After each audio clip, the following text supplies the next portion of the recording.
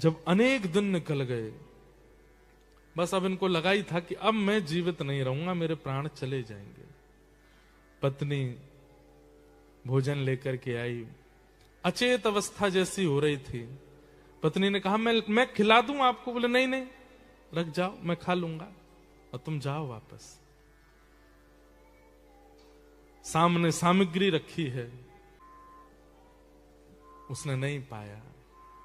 अंतिम क्षण चल रहा था, ठाकुर जी को बुला रहा था। इतने में ही मुरली मनोहर श्याम सुंदर साक्षात प्रकट हो गए।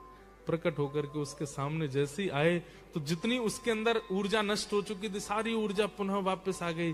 नेत्र खुल गए, ठाकुर जी का साक्षात्कार हो गया।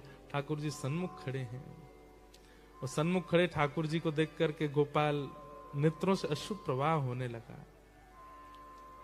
ठाकुर जी के आगे वो सूखी रोटी और वो सब चीज सामग्री धर दी। भगवान बड़ा विलंब लगाया आपने आने में, अब पा लीजिए।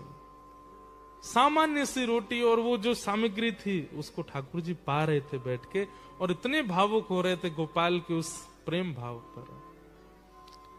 ठाकुर जी ने कहा अब हमने पा लिया, अब तुम भी पाओ। तो जैसे ठाकुर जी देखा तो उसके हाथ कांप रहे थे।